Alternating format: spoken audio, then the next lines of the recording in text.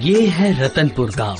रतनपुर गांव में पेड़ के नीचे मालती खड़ी है और इंतजार कर रही है अपने प्रेमी आदित्य का। हर रोज ये देर से आता है। ये ना बहुत गुस्सा दिलाता है। देखो आ गया तुम्हारा आदि और कुछ दिनों के बाद होगी हमारी शादी, और वो भी बैंड बाजा लिए। बस ज्यादा मत बोलो। 5 रुपए तो कमा नहीं सकते और तुम्हें मुझसे शादी करनी है? हाँ? अरे एक बार मेरी नौकरी लगने दो तो अगले महीने हम शादी कर लेंगे। तुम्हारे जैसे छिंदी लड़के के साथ कौन शादी करेगा? हाँ, तुमने आज तक मुझे कोई उपहार नहीं दिया है। ये लो मेरे प्यार का तोहफा। छी, ये तो कितना बेकार सा फूल है। तुम्हारे साथ ना कोई रिश्ता रखना ही नहीं चाहिए था। मैं तुमसे बात ही नहीं करना चाहती। जिस दिन तुम नौकरी करोगे और खुद कमाओगे ना, उस दिन आना मुझसे मिलने। बेशक आज है मेरे पास पैसे बहुत कम, लेकिन मेरे प्यार में बहुत है दम। मालती, मालती, ऐसा मत जाओ मालती। मालती, मुझे छोड़ के मत जाओ। मैं तुम्हारे बिना कैसे रहूंगा? चाय की टपरी पर बैठकर सोचने लगा और उसी वक्त उसका दोस्त गोपाल आके पूछता है, अरे क्या हुआ भाई, इतना क्या सोच रहा है? मेरी प्रेमिका मालती मुझे छोड़ के चली गई। अब से मैं अकेला हो गया हूँ। मालती ने तुम्हें छोड़ दिया? कभी? लेकिन क्यों? मैं कुछ कमाता नहीं हूँ ना, मैं बेरोजगार हूँ ना। अरे पैसा कमाना इतना मुश्किल काम थोड़ी है। अब भी तुझे अपने पैरों पे खड़ा होना पड़ेगा। हाँ। और ये सब मैं कैसे करूँ बताओ मेरे भाई। तुम एक काम करो, सुबह सुबह जाकर सब्जी मंडी से सब्जी लेकर आओ और बेचना शुरू कर दो। इससे तुम्हारी कमाई हो जाएगी, समझे? मालती को अपनाने के लिए मुझे ये सब कुछ करना पड़ेगा? कोई काम छोटा नहीं होता। अच्छी लगन से और अच्छी निष्ठा से जो काम करता है वो हमेशा सफल होता है। ठीक कहा दोस्त, तुमने बिल्कुल ठीक कहा। अगले दिन सुबह आदित्य सब्जी मंडली से सब्जी खरीदकर अपना ठेला लगाना शुरू कर दिया और ऐसे ही उसने सब्जी बेचना शुरू कर दिया। 1 किलो बैगन 20 रुपए किलो, 20 रुपए किलो बैगन ले लो, सबसे सस्ती। ले जाइए, ताजी ताजी सब्जियां ले जाइए। नहीं, मैंने अभी बूढ़ी अम्मा से सब्जी ली है। तो क्या हुआ, एक बार मेरी सब्जियां ले जाकर तो देखिए। इतनी ताजी ताजी सब्जियां आपको कहीं खाने को नहीं मिलेगी। बूढ़ी अम्मा भी ताजी ताजी सब्जियां ही बेचती है। आज सुबह ही मेरे घर में वो पहुंचा के आई है। एक काम करो, कल तुम मेरे घर में सब्जियां पहुंचा के दिखाओ, तब मैं तुमसे सब्जियां लूंगा। ठीक से सब्जियां ले लो, सब्जियां 20 रुपए किलो बैगन से सब्जियां ले लो, सब्जियां ले जाइए, सब्जियां ताजा। आदित्य पूरा दिन चिल्ला चिल्ला कर सब्जी बेचता था, वो भी अपना गला फाड़ फाड़ कर, तो भी कोई सब्जी नहीं खरीदता था और कोई उसकी बात भी नहीं सुनता था। और दिन के आखिर में उनकी टोकरी में बहुत सारी सब्जी बच जाती थी।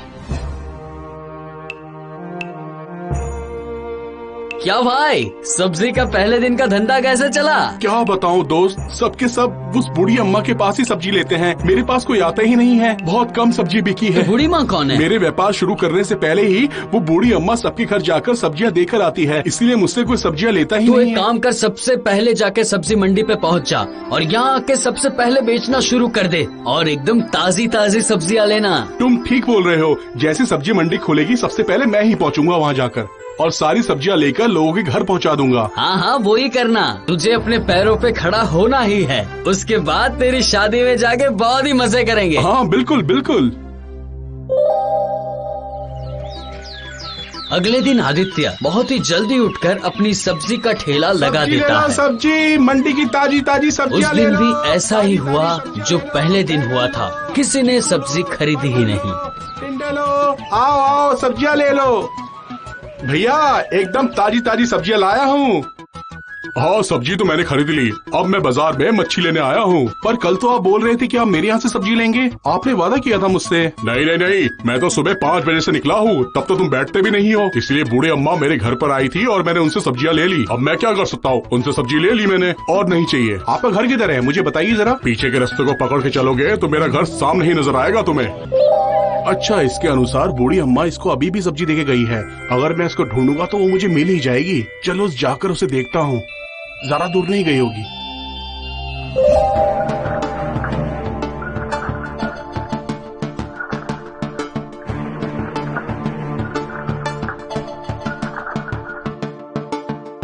लगता है यही टोकरी वाली बूढ़ी अम्मा सबके घर जाकर सब्जियां देकर आती है।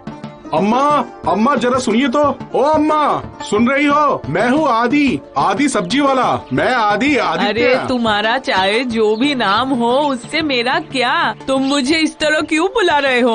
हाँ बोलता हूँ। आपके चक्कर में तो मेरा व्यापार बिल्कुल गिरता जा रहा है। क्यों? ऐसा क्यों? मेरे व्यापार खोलने से पहले ही आप सबके घर में जाके सब्जियां देकर आती है। आप जो यहाँ पर घर घर जाकर लोगों को सब्जियां पहुँचा रही हो, ये बिल्कुल भी ठीक नहीं है। इसमें मैं क्या कर सकती हूँ बेटा? मुझे भी तो अपने लिए कमाना होगा ना, तो मुझे भी तो कुछ बेचना पड़ेगा ना।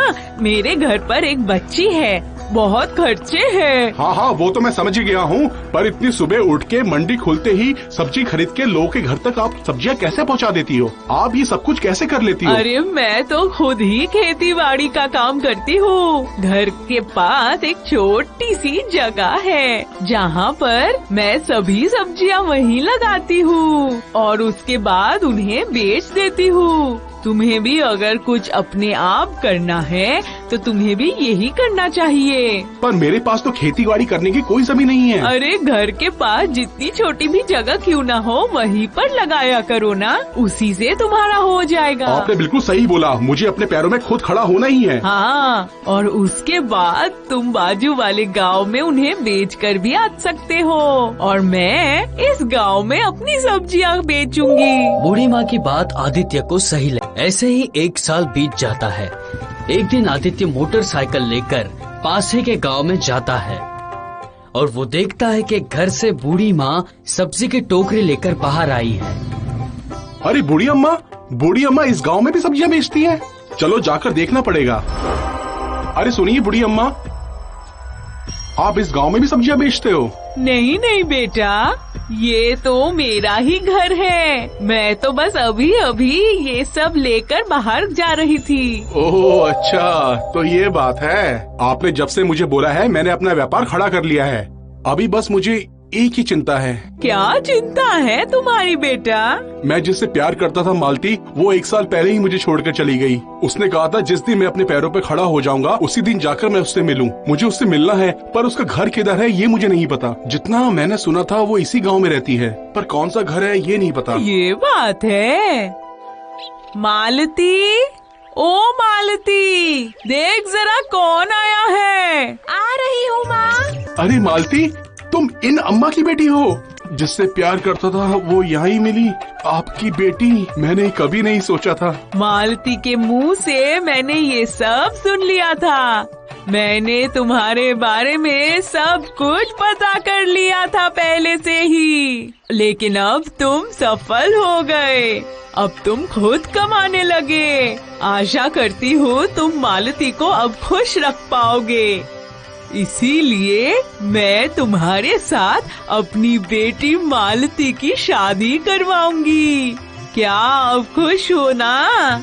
मैं तो बहुत ही खुश हूँ। मालती जो मिल गई है मुझे तुम्हें फूल देना चाहिए, लेकिन इस वक्त मैं फूल कहाँ से लाऊं ये नहीं पता लग रहा है।